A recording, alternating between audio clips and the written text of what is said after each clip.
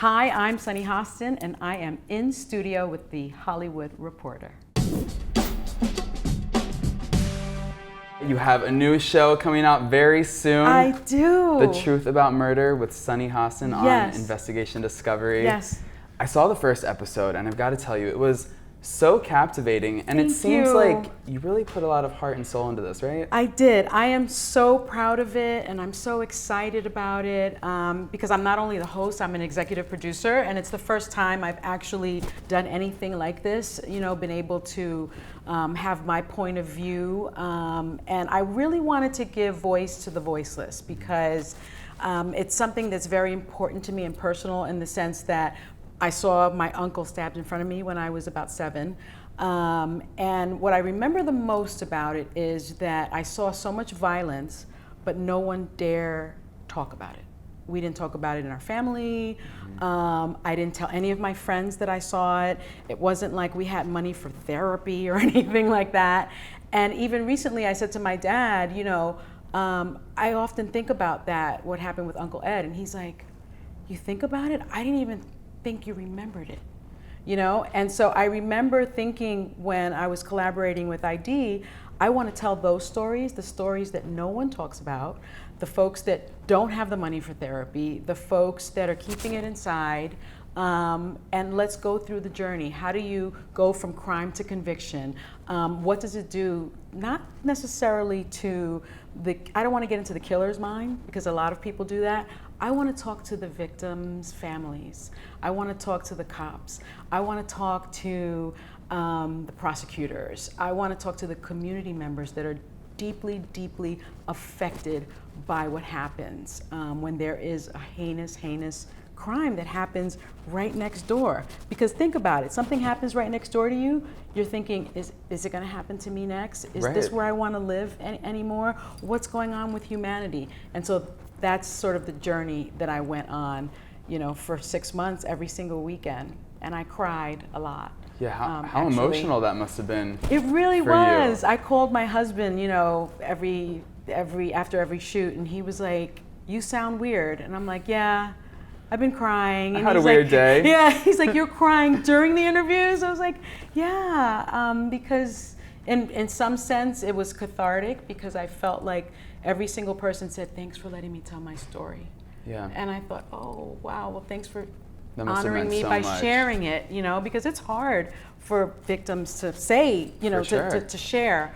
But it was harder than I thought it would be because I was a prosecutor for a pretty long time, but this felt different. I don't know, I was sort of in their space in a different way.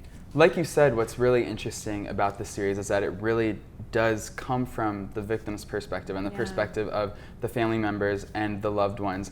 What made you want to take that approach in today's entertainment landscape that is so obsessed with true crime, but a little bit more consumed with the darker sides of true crime? Yeah, and to be sure, it is kind of dark in a sense because it's painful when you hear the stories, like Gloria's story where she's saying, you know, she comes home and they wouldn't let her in, and so she knew in her heart something happened to her daughter.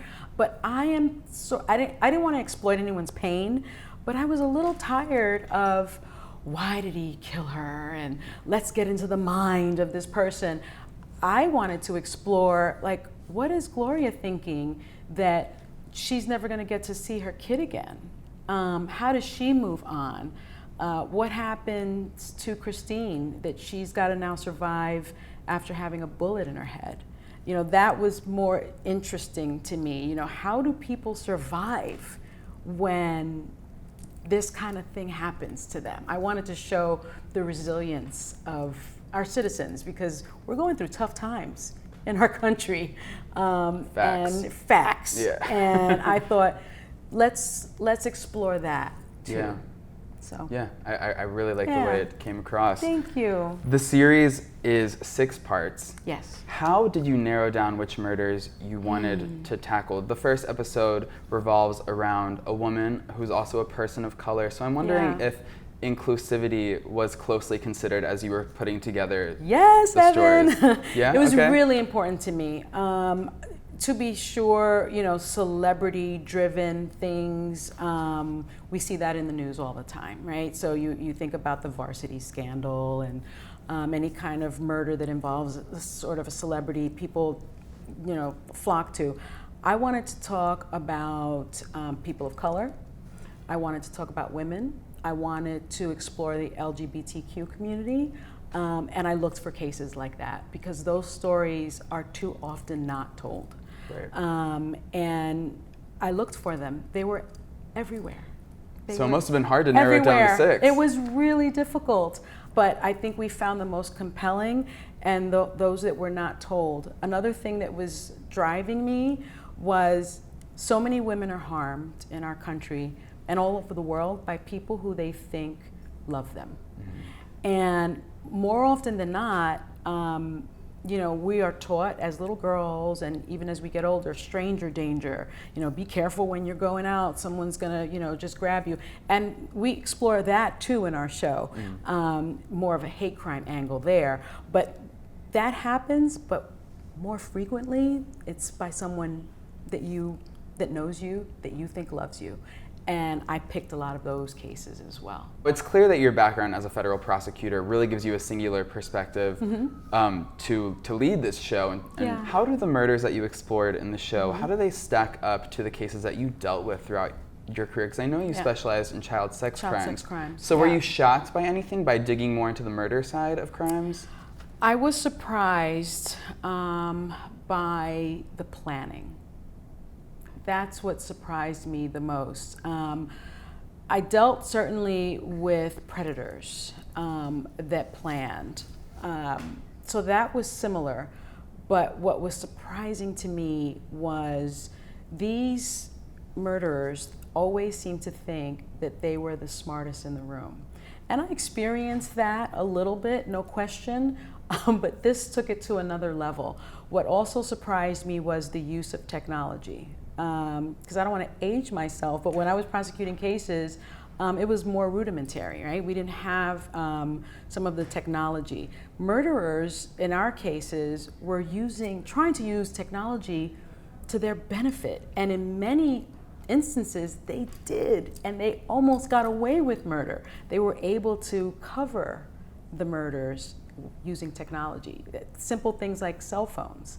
They had, probably Googled how to hide their crimes and, mapped out where the cell towers were. Isn't so it that was insane? Fascinating. Yeah. It was fascinating. And it just takes one little slip up for the case to be solved, which we're always hoping for. But if those because they're never the smartest person in the room. Right, exactly. They think they are, but there's they're not. always a crack in the plan somewhere. They're not. On The View, you're known for telling it like it is, for saying what everyone is thinking, but you're also known for having the ability to have anyone and everyone just open up to you and for being so empathetic. And we obviously see that on this series as well when you're talking to the families and loved ones of the victims, with first responders, everyone involved in the case.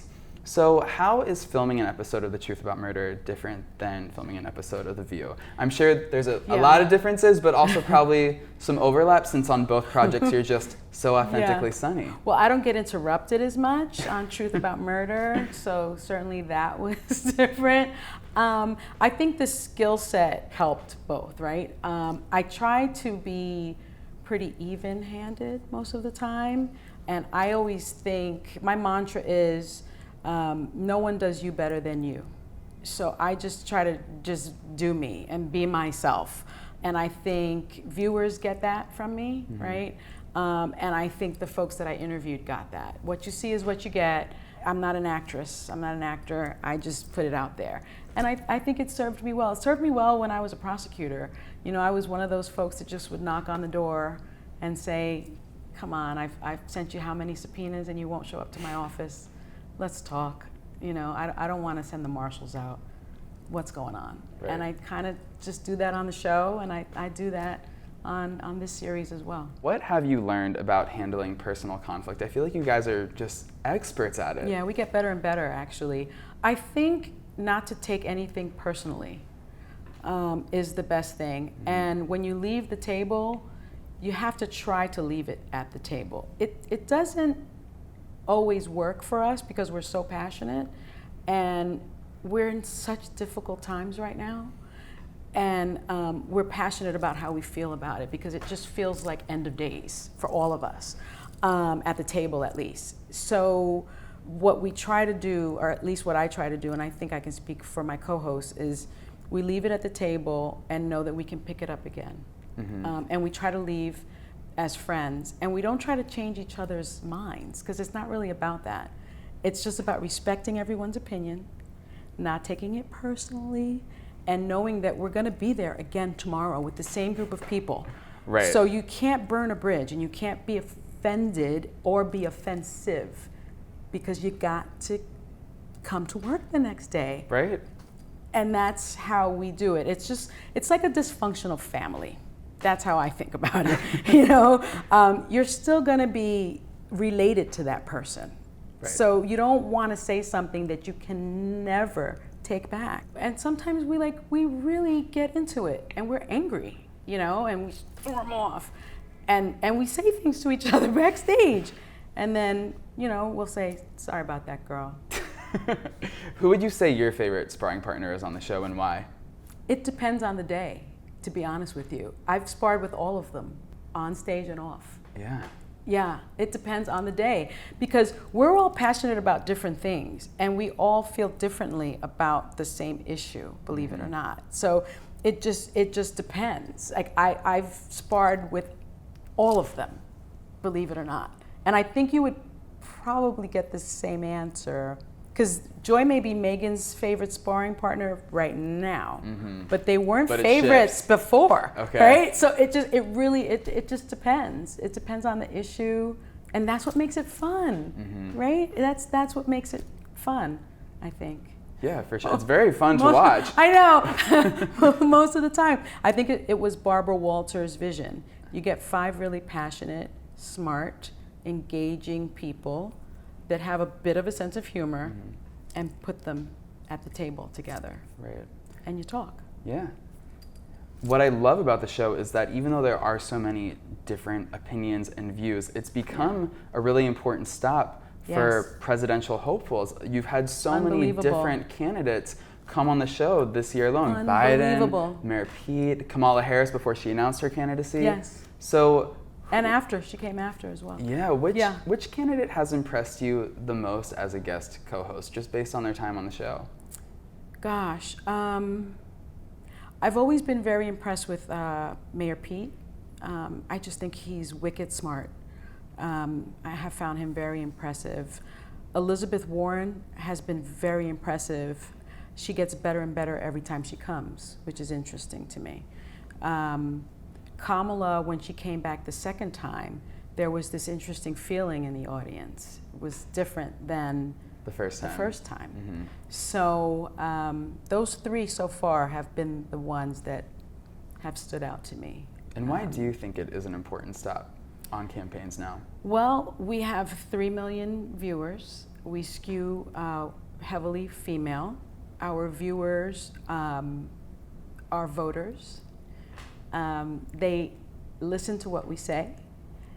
The New York Times says we're the most important political show in America. I think that is true. From each one of us, you will get the perspective of a different voter. And I think political candidates understand that.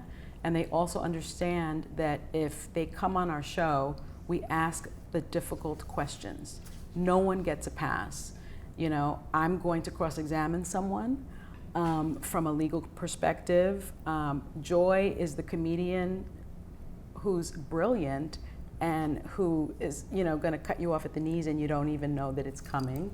You have Megan and Abby who are from political families, and so they sort of have an insider perspective that we don't have. And then you have Whoopi Goldberg, who has this kind of, sense of things because she knows folks from all over the political spectrum. So you're going to get a little bit of everything from us. And bottom line is our viewers vote and listen to us. So there's tremendous reach there. And you cannot run for president of the United States and not come on our show. And you really can't be a political player and not come on our show, because we have Republicans and Democrats, just politicians, not even running, that come on the show. Don't you love that? I love that The View has become that. It is the place to be. It's the place to be. Yeah. Yeah. It's the place to be. And the new show to watch is The Truth About Murder with Sunny Hostin, premiering October 22nd on Investigation Discovery. Yeah. Thank you so much for being here. Thank you. I'm so proud of it. So thank you for having me. Of course.